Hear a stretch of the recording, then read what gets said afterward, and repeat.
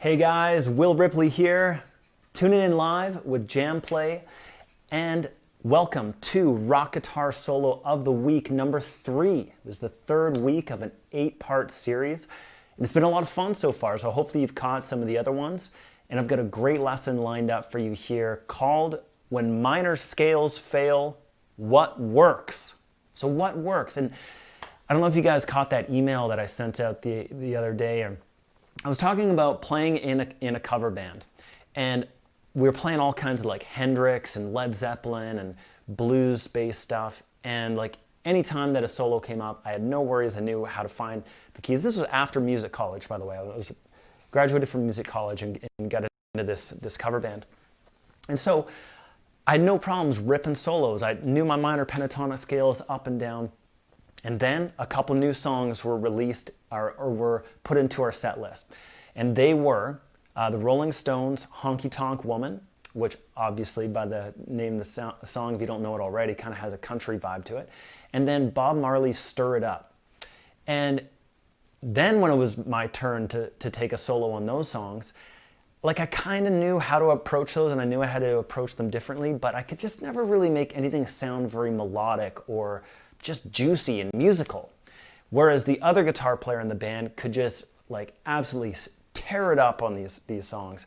And so I've always found major, like, and that's kind of like really the bulk of what's going on here is in the name of this course here today is called When Minor Scales Fail, What Works? Well, kind of the opposite of minor is major, right? So yeah, I could just tell you, yeah, just play major scales and you'll be good. But like, again, I kind of knew that because I'd gone to music college and knew that those songs were in major keys, but I still didn't really know how to make it sound really super soulful and melodic, like so many guitar players were doing. So, and even though I kind of knew some of the basic context of it. So anyways, what I want to do is break down Amazing Grace, okay? And so, which is really cool because this melody is in the public domain, we're totally allowed to teach this, and nobody can flag our YouTube videos or anything like that. So anyways, so it's a great melody. And when I learned this melody, it was actually kind of handed down to me by a guitar teacher of mine, a mentor. And he suggested to learn a super classic melody like Amazing Grace and learn how to play that in a bunch of different places on the neck. And so I thought that was kind of cool because, I mean, if you're like me, I think that the Amazing Grace melody is super beautiful and really like just kind of hits my heart in a nice way. So, that's what I did is I used some of these chordal shapes that he was showing me and some of these new scale patterns that actually a different mentor and a different one-to-one guitar lesson teacher showed me. And I started figuring out this whole other approach and this whole other side to rock guitar that you need a completely different stance on it and a different approach towards. So that's what I want to try to break down for you here. Not try, I will. Let's break this down for you today, and it'll be a ton of fun. So make sure to drop me a line. Let me know where you're tuning in from in the world and what kind of guitar is sitting in your lap. We're just about to pull up the first tab just in a minute here. And what I wanted to do is warm you guys up on some scales. I want to show you kind of the sequence as to where we're breaking this down on. And also, we're going to have the tabs for the actual solo that I've composed for you, which is kind of like basically the Amazing Grace melody, but with some really cool, like very bluesy kind of R&B country licks as well. So it's kind of like all stylized in kind of a rock guitar context. And also this song is super cool because it's using 3 chords, an E, an A, and a B7, and it's very bluesy in that sense too. Those would be the same 3 chords in like an E blues, but it's a 3/4 time or 6/8, and it has a swing feel to it. So it's got some kind of cool things like that going on. So anyways, do let me know where you're tuning in from, what guitar is sitting in your lap, and yeah, just plug in with me here, hang out. I've got my phone in do not disturb mode. I suggest you do that too, so we can just really hang out here and just dive in.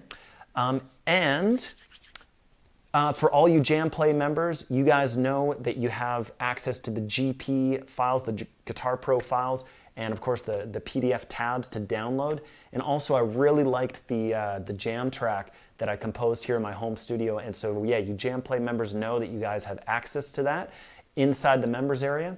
And for any of you guys watching on the Campfire Guitar Star networks, the good people from Jam Play have been kind enough to hook you up with a 7-day free trial where you can check out the entire Jam Play platform with no credit card required and all that good stuff. So you can check it out. And if you guys don't know, I actually have 6 courses on Jam Play, ranging from beginner to acoustic to blues to music theory. And I think that the music theory course, which is called Functional Rock Guitar Theory, is really kind of like goes with these concepts, kind of like peanut butter and jam. And I certainly cover a lot of major concepts inside of functional rock guitar theory. So anyways, guys, I hope you're doing great and getting ready for a good lesson here and a good weekend coming up. So why don't we go ahead and dive into some of these scale patterns. And so let's get those pulled up on the screen. And so let's just get our fingers warmed up and moving on some of these patterns.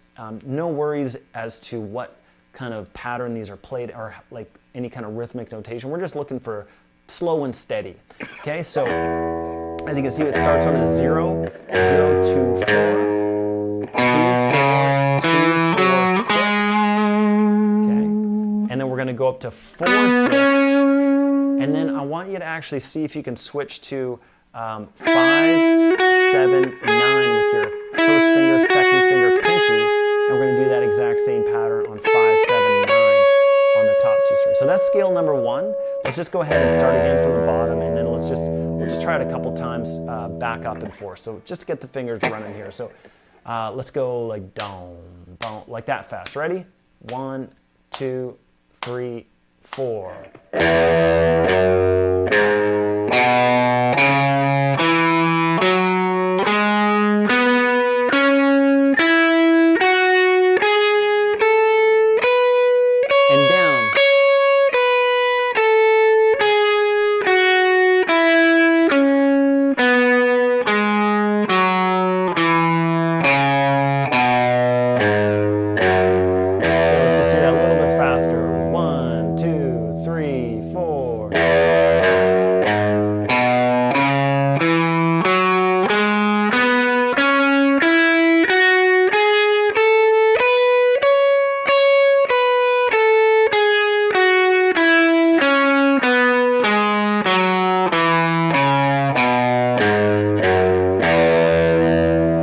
So if you know what kind of scale that is, then I salute you, because this is kind of surprisingly like a hybrid scale. It kind of starts out as major pentatonic.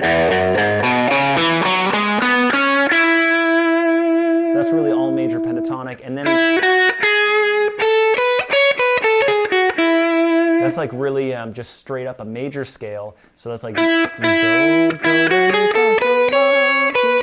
Right, so do, re, mi, fa, sol, la, ti. Sorry, so it just goes up to la. Do, re, mi, fa, sol, la. And then typically we go ti, do, right? We'd have really one more note, and then it would just repeat again. So yeah, so it just kind of hitting just all the major. It's just really a major scale.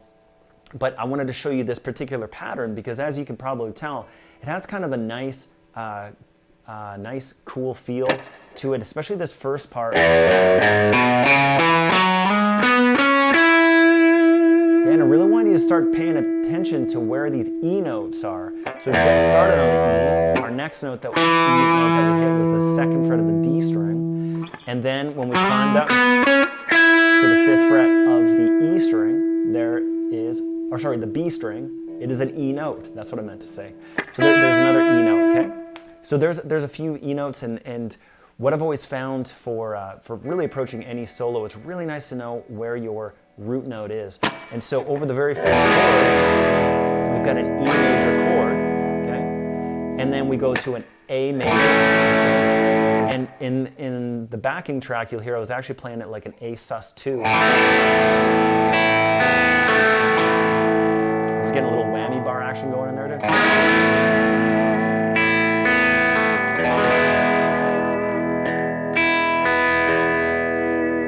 Okay, and then to a B7 chord. And we'll talk about, we'll put those few together, but let's go on to the next scale that you'll see. So this one's starting on the 9th fret of the A string, okay? So this is still like a really similar idea. In fact, I think it's maybe the exact same scale, just on a different place in the neck. So we've got 9, 11, 9, 11, 9, 11, 13, okay, 12, 14, 16, 12, 14, 16. So there's a very similar pattern going on here, isn't there? So we've got 9, 11, 9, 11, 9, 11, 13, and then 12, 14, 16, 12, 14, 16, okay? So let's just try that together. Down, 2, ready, go.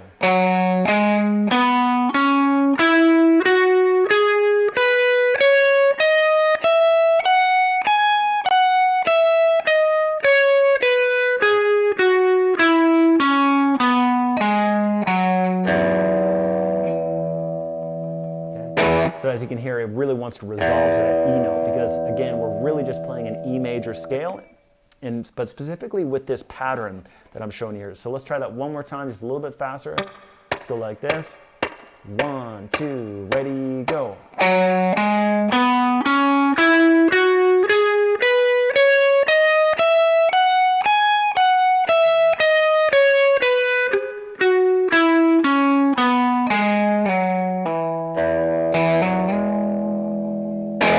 Okay, and I see Kurt K is tuning in from Michigan. He's playing a Strat. Awesome.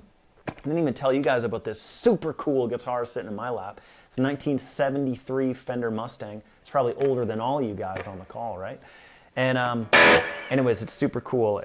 I've got it set, the pickups, so I think they're out of phase when both of these things are going this direction.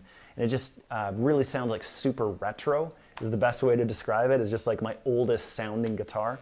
But anyways, I just absolutely love this thing. So, and don't sleep on Mustangs. I tell you, you can still get like 60s and 70s Mustangs for like totally an affordable price, whereas you cannot get Tellys and Strats of the same era for a similar price. So anyways, so those are the scale patterns, guys, that we're playing. And that's where all of the licks and stuff are going to be based out of for the most part. And so hopefully, and if you guys have got a minute right now, just see if you can cycle through those scales just at your own pace, just ripping up and down, ripping up and down. Let's get those fingers good and warmed up and ready to rock this solo, all right? So now, what's great about this is a lot of you guys already know the melody to Amazing Grace, okay? And so basically, this is what that is. This is going to be the solo to Amazing Grace, but we're going to embellish on it and just add to it and add some really cool, tasty licks and bends and slides and kind of double stops and all kinds of like just cool lead guitar techniques. And if you guys caught what I was playing there on the intro, it's just chock full of that kind of stuff, you know, like lead guitar isms, you know. So, and so we just want to be aware of the chords that are taking place. So the chords are E, A, and B7. Okay. So let's just go ahead and just get familiar with the track here first. So I'm going to put it on. I'm going to call out the chords, okay? So here we go. Get that E chord ready. E.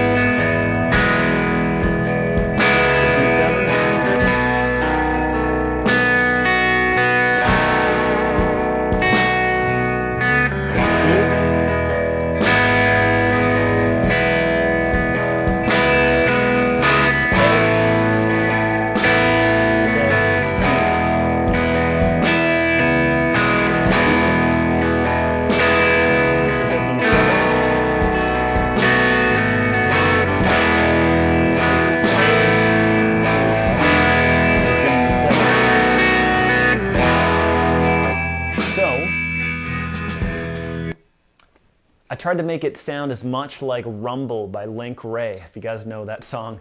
But and also if you guys know the band The Bahamas, they're super cool. They got this song called Lost in the Light that kind of has this.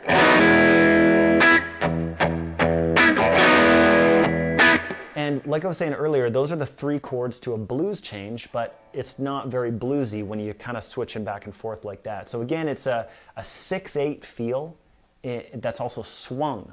So that's what gives it that sound. And yeah, so I really dig that. Now, those chords that I just showed you in that pattern, switching back and forth like that, will give you a perfect platform to sing the solo, or sorry, sing the melody to Amazing Grace, okay? And so what we're gonna do, because it's Rock Guitar Solo of the Week number 3, is we're gonna be hopping into the melody. So let's pull up the tab here, and we're gonna hop in on a little slide on the 4th fret. So these are pickup notes. So this means that these actually come in before the beat. Okay,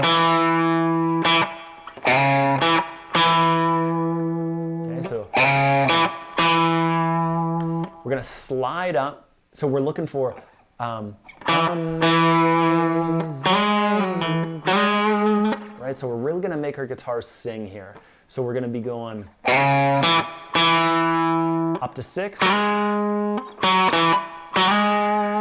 with that slide and then vibrato is going to be pretty essential to make that sound super pretty, right? So we got.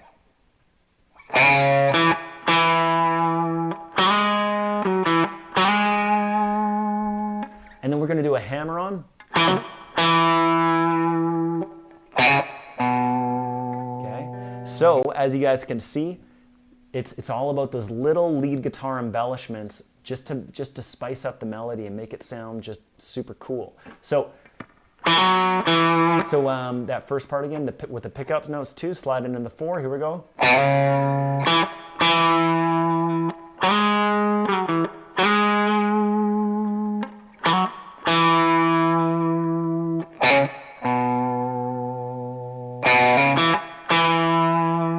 And then the next time, instead of sliding in, we can bend in, right? So, and that's always what's super cool and how I want you guys to start approaching your solos and when you're improvising is like, okay, there's my target note.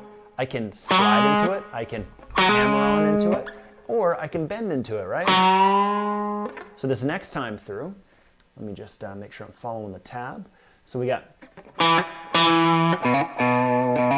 okay, so we got full bend up.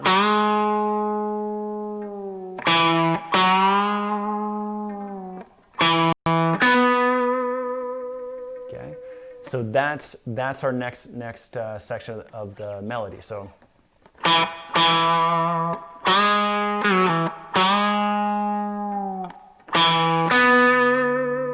Okay, now I got this super cool lick here for you. So that's like a little embellishment that's obviously not part of the Amazing Grace melody, but I'm sure you'd agree it sure sounds like, I don't know, it just reminds me of something like B.B. King would play. So, and that ain't all bad, right? So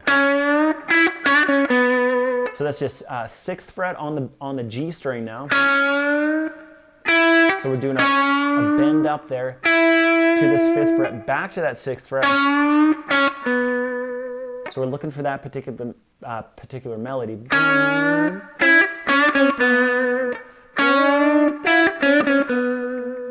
Okay, and now we're going to continue this melody, but it's going to be an octave higher really now. So, okay. And so you guys know the melody. Like I'm going to assume that you haven't been living under a rock and you at least somewhat know this melody, right? So now I'm showing you an approach to learning, to playing the melody with specific licks and approaches and stuff like that. But just whatever you're doing right now, just in case you're not able to hit all those licks and hit all the bends and stuff like that, just don't worry about it too much. Just try your best to hit the notes of the melody and just try to find them and just see if you can remember this pattern.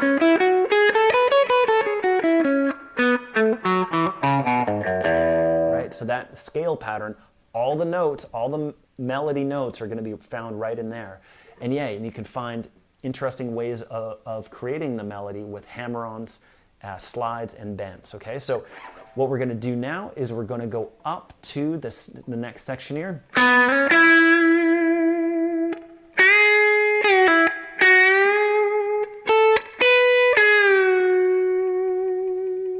Okay, so this is a super little cool zone. So now we're really focusing on this zone. And the reason that I was getting you guys to play the scale like this was that really all these notes up on the 9th fret we're going to be bending into them on the B string and E string. So really, when we're approaching them in this solo, for instance, we're going to be going like this. And, okay, so just try that for yourself. Okay.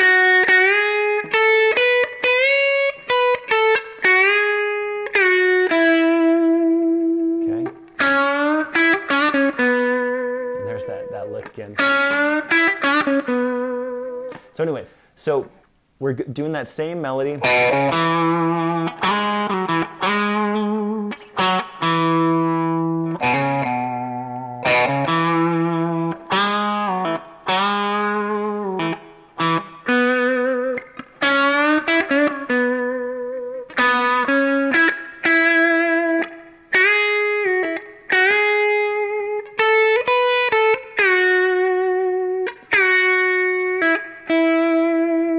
So that's certainly an embellishment on the melody, but this is a super cool zone right here. So like I was saying, it uses these bends. But yeah, so if you bend the 7th fret up a whole step, see if you can hold that there with your first finger. So just see if you can kind of free up your pinky finger and your first finger. So if you free up your first finger, see if you can hit the 5th fret of the high E string, and then see if you can hit your pinky finger on the 7th fret, all while that string is bent.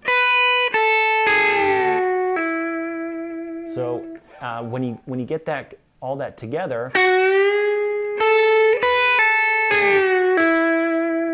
so that was a little pull off there, and there was no pull off there, but yeah, just a little more kind of straight and standard.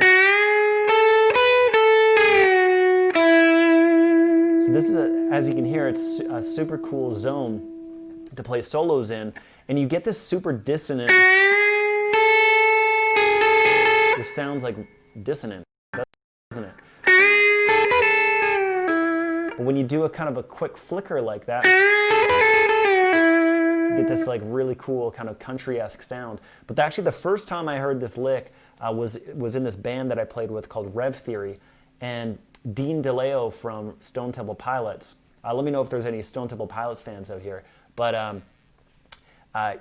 over there, one of their hit songs was Light It Up. And so when I went to learn that solo to perform with that band, it's like a really hard rock track. Like all the guitars are tuned down to like C sharp. And Dean DeLeo from Stone Temple Pilots ripped that lick. And I was like, what is that? You know, so I dove in and I learned it over a hard rock track.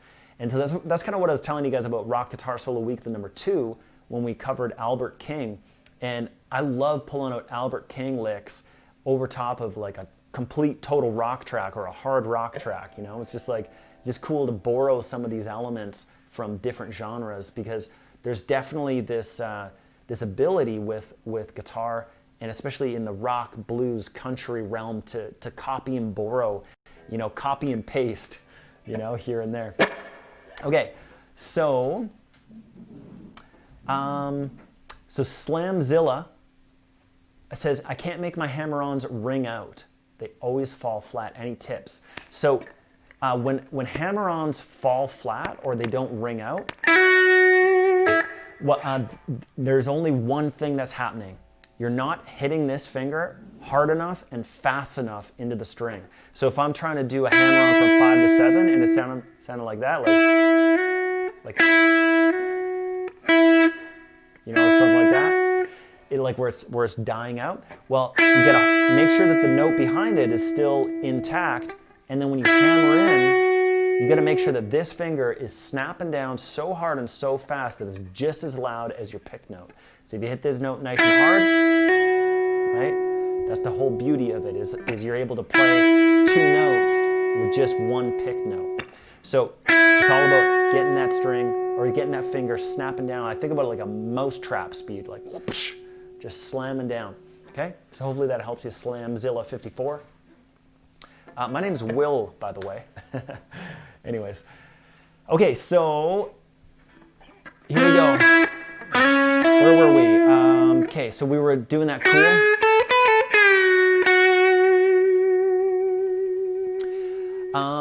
And then, let's see, where are we in the tab?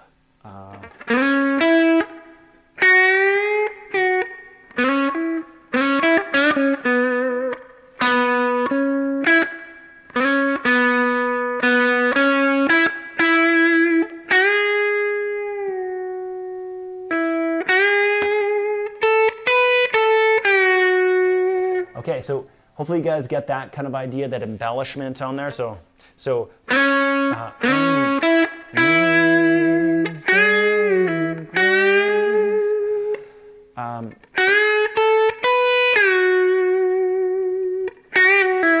So that's kind of like just changing the melody notes a little bit, but I really liked how that sounded over the chords to hit this note right here over that A. So anyways, hopefully you guys dig that and can pull something from that.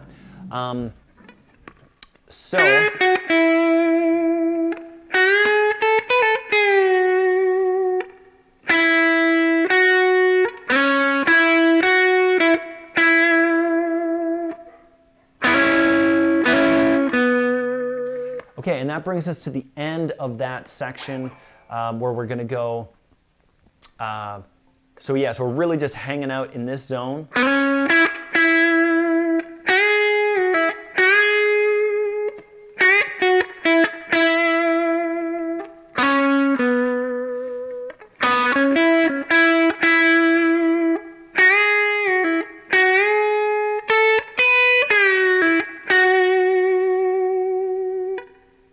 Okay, so, and then the key is for the next section of that melody is to go always find the B note. I once was lost, but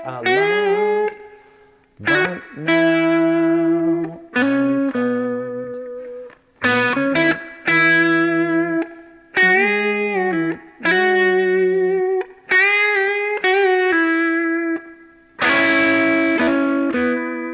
So this next part is the introduction of a double stop, which we're going to see a whole bunch more. And so that's going to be, you're going to grab this 4 and 5 section right here, and you're going to do a hammer-on just the G string. So you are going to hit both those strings, but just do a hammer-on on the G. And I kind of wish that I tabbed it out and wrote it like this. Yeah, like that. It has a very like Hendrix or John Mayer type of vibe there. But yeah, so you could just hit it twice. That's how I have it tabbed out. Or you could go. Okay, so this chord right here is an E major chord, believe it or not. It's an E sus. Okay, so. Okay, if you guys know the solo from The Wind Cries Mary, by Jimi Hendrix, that really has that kind of sound. So that would be the end and how we can play the melody up here and some ideas on how you guys can do that. But yeah, at the end of the day, guys, you guys know the melody to Amazing Grace, and I've got a great backing track for you here to practice this on. And then from there, certainly you guys can dig into this tab and find some licks in these cool areas to play it. But just figure out the melody and play that melody. And then, once you really get that down, then start embellishing on it with hammer-ons, pull-offs, slides, bends, vibrato, all that good stuff. And you'll and double stops. You know, and you can find some cool licks.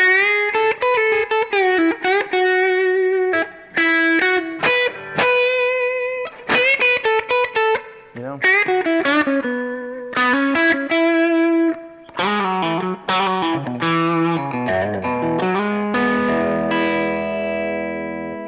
So all kinds of fun stuff in there. And like when I was messing around with this and having some fun with it myself, I was I was just getting lost in it, you know, I just wanted to keep on playing that jam track over and over and over. And so anyways, hopefully you guys have a similar experience. Okay, so right after that, now we're gonna get up to this next section of the neck of that other scale I had shown you, which was up here. Okay,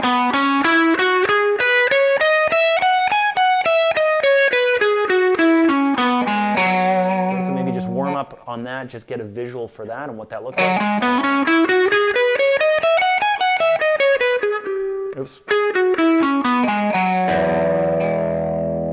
Okay, so that's where this whole zone is going to be, and the tricky thing is like we're in E major, and so a lot of people think of this as C sharp minor pentatonic. Okay, and yes, that is a way to think about it. I've always found that to be actually unhelpful when it comes to playing major, and when I'm playing over a major context, is that when I'm playing that a C sharp minor, I really need to think about it as E major. So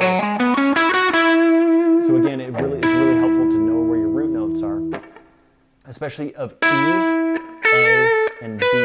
Okay, so here's an E, here's an E, here's an E, here's an A, here's an A. Okay, and here's a B.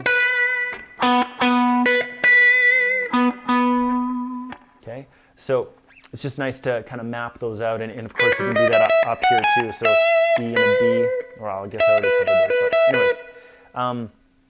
And yeah, you can do like little half step bends into an A here.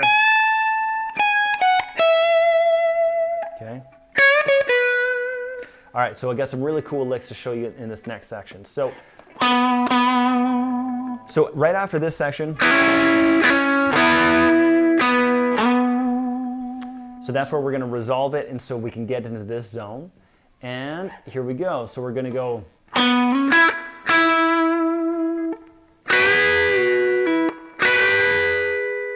Okay, so we got some super cool double stop kind of country stuff.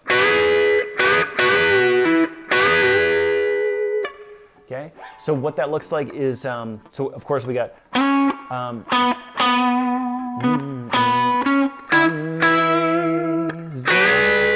grace, right? So there's the melody, but very like guitared out, right? So amazing grace. So what that is, sorry, my microphone keeps on popping me in the Adam's apple. Okay, so third finger is on the G string 11th fret, pinky finger is on the 12th fret. I'm going to try to keep my pinky finger stabilized and in position the whole time, but what we're going to do here is we're going to bend the third finger on that 11th fret of the G string, and how you do bends is get those other few fingers lined up in behind it and play both of those strings, but and just use your ear as to when you get that sound. So it's kind of this sweet spot where it's just like the harmony of those two notes. And I always kind of think about like a train whistle, you know?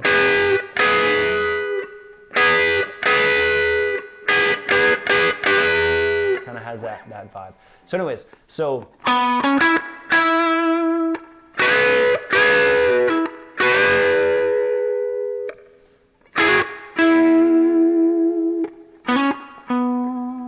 okay, so we got another double stop here. So there was that one double stop, but then to complete that melody, so again, just to get us stabilized, so amazing grace, how sweet the sound. Okay, so there it is. And you'll see that tabbed out for you, but the really cool thing here is we got 9-9 now, and we're going to just hammer on into one note into the 11th. Okay, so that's hammering on my third finger into the 11th fret of the G string. You can do the same thing if you just move that finger over, but the way I have it tabbed out is just 9 to 11. But you could go, so you could go, okay. It's kind of like if Hendrix were to play Amazing Grace. At least that's what I'm going for anyways. So again, that first part of that melody.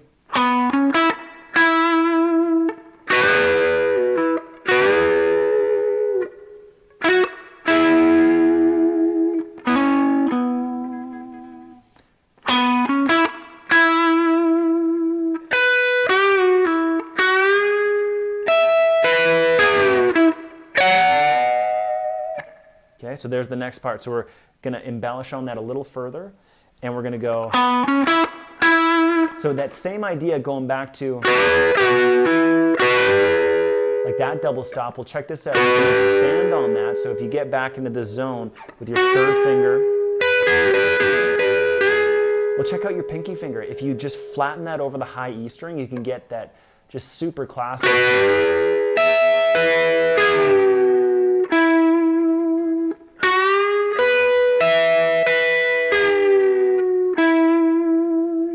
Give that a shot for yourself. Okay, so that would be the next part. So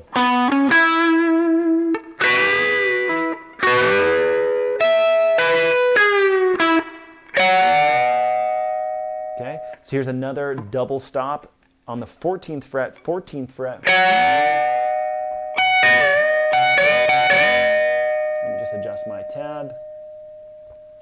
So this part you can kind of just jam on it however you see fit. So like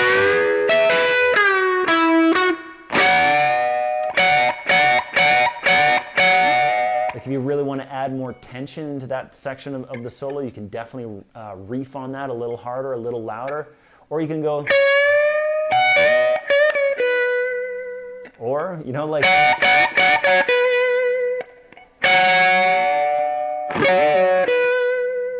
Okay, so now, similar to how we conquered the melody below here, where we played it. And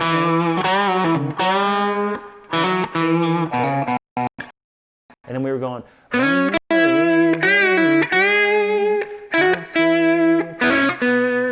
Right, we're going to do something similar. So we went.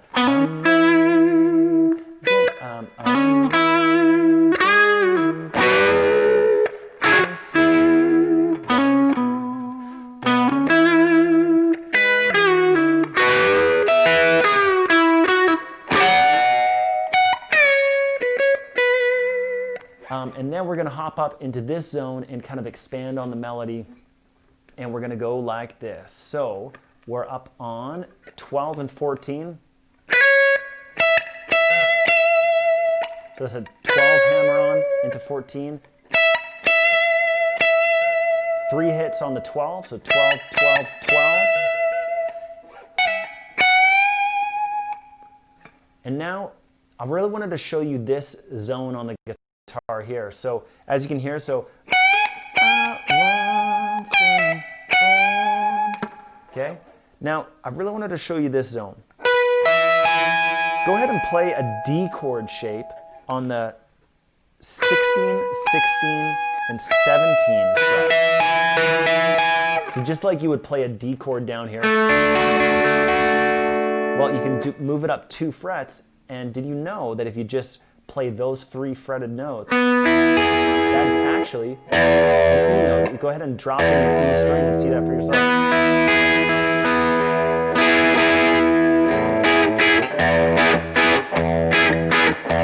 So what I'm going to suggest you do is do that exact same thing, just 12 frets higher, so it's an octave higher. See if you can get your pinky finger in there. This guitar is really tight up here, but okay. So what I want to show you is this little sequence, and I got this tabbed out pretty much like in kind of a melodic lick type of way. But really, what the scale is it looks like this.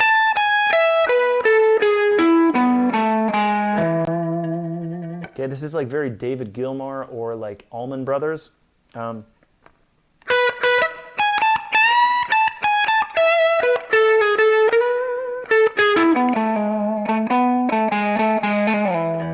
Okay, so the way that I have it tabbed out here for you is you're going to do a 16 half step bend, release to that 17, 16. So there's that exact same pattern here.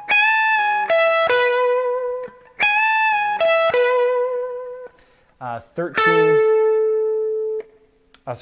13 bend up into 14. So to a release, 13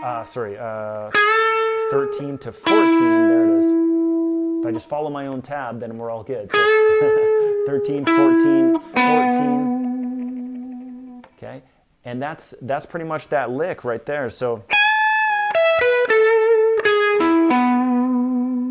and of course, I'm like, all I can hear is Jessica by Allman Brothers now.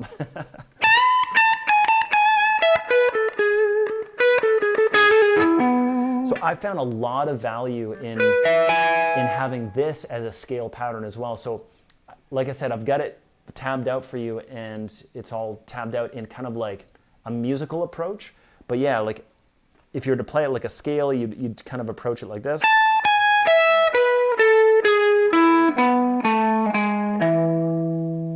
Okay, and as you can hear, it has a very pretty sound.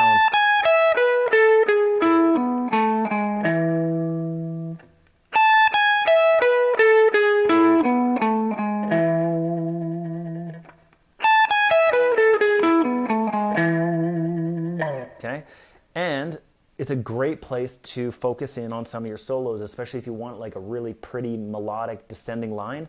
And by the way, speaking of rock guitar solos, if you guys know the song "Fall to Pieces" by Velvet Revolver, that's of course the guitarist in that band is Slash, and the singer is Scott Weiland from Stone Temple Pilots. So there's a lick like that.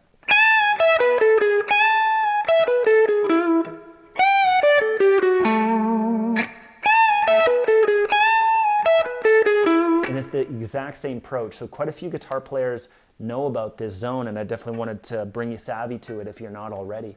So that brings us down to the end of the solo, guys. And then we're just going to, oh yeah, no, we got a couple more licks in this zone.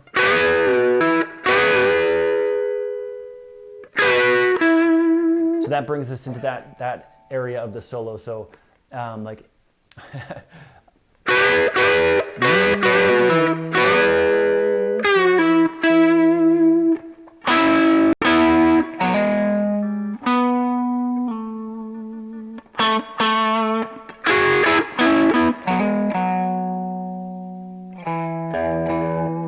sorry, 7th fret on the A string. There we go. Okay, so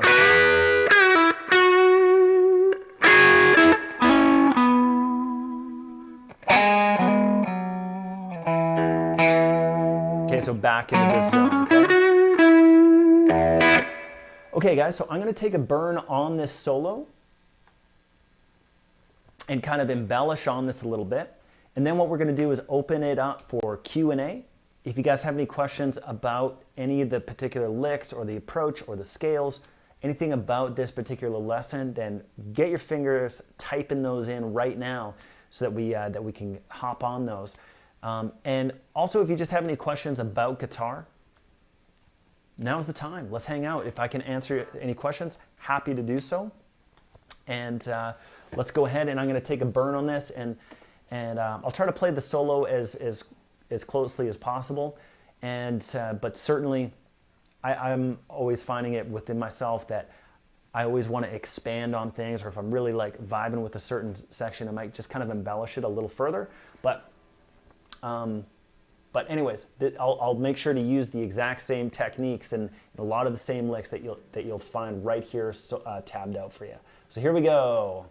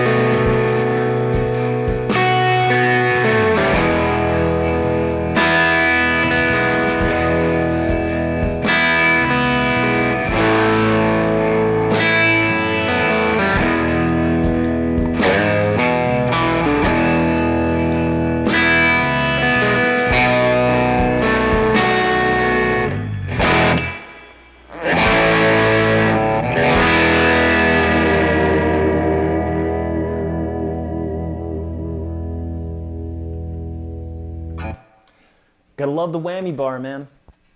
It's another thing I love about this guitar. I was telling you guys earlier that it has like a, it's my oldest sounding guitar, and that's definitely part of that, you know?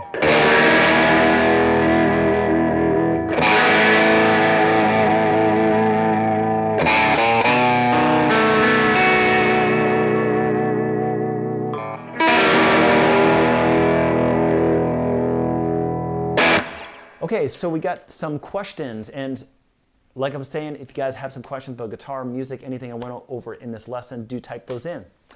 So, D. Gunther, he says, when I start playing a lead, I always choke. What do you do to get started when an idea doesn't come?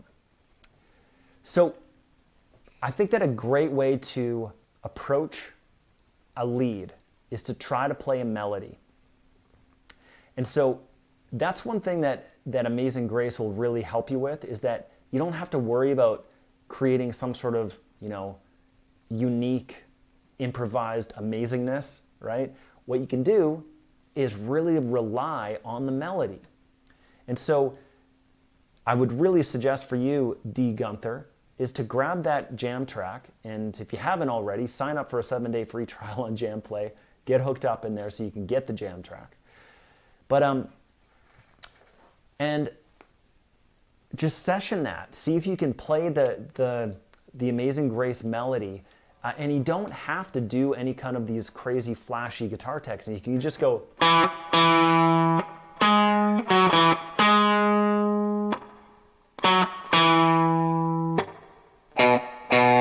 Right? Like you can play it very, very straight. And that will get you playing music, and that will get you more comfortable with the idea of leads. And then once you get really, really practiced up on a very basic level, then you can embellish on it, you know. And that was like a really big thing with today's lesson, was all these embellishments and extensions and guitarisms that you can do, you know, which I really love, and I hope you guys get a lot out of this lesson, and you guys are getting some new ideas. But yeah, I would really focus on playing melodies and relaxing. So another thing is, like, all of us guitar players are always concerned about, like, you know, we may as well be like standing in front of a microphone completely naked. You know, it just like feels super uncomfortable for a lot of us to play lead guitar solos. And I can tell you that I've certainly been there. And it still happens once in a while, you know, like music still makes me feel uncomfortable or makes me feel like a rookie sometimes, you know. So music can definitely whoop you in certain ways. So, but yeah. Just see if you can relax. Like I'm having a lot of tension in my shoulders these days. Well, not these days, like for pretty much all my time playing guitar. And I always try to just focus in on my breath and just seeing if like, hey, can I relax my shoulders a little bit? And like almost certainly a lot of the times you're like, oh yeah, I'm like holding my shoulder up here, and like I don't need to have my shoulder here to play guitar. So I'm just gonna go, just breathe through that and let that shoulder drop. And maybe you guys can just all check in with yourselves right now, you know, is there tension in your body that you just don't need to have? Because when you go in to play a solo and you're explaining, like you choke.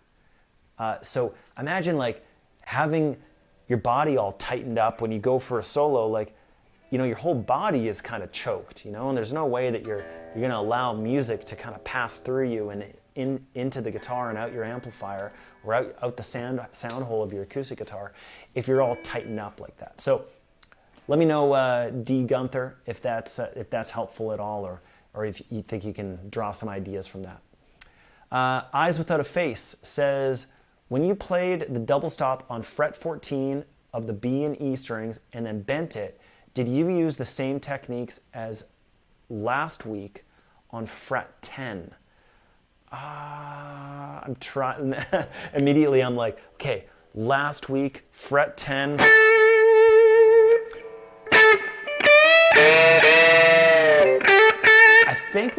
I don't think I did. I think you're talking about this lick where I was going.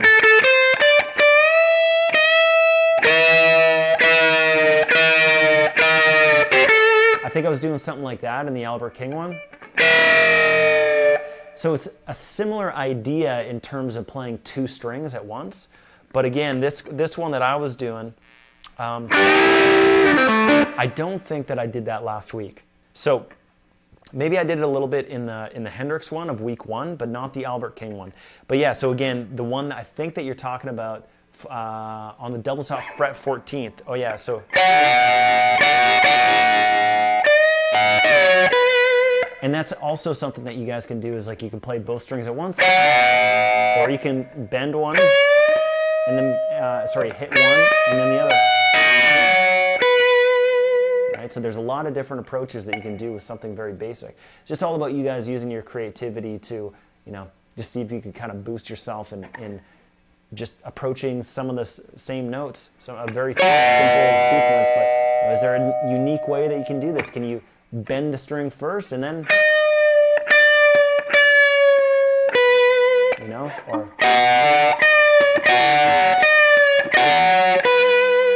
so anyways, hopefully that answers your question. So did you use the same technique on last week? Yeah, I don't think that was in the last week's solo. So, but yeah, I'm pretty sure that's the one, that's the lick you're talking about right there.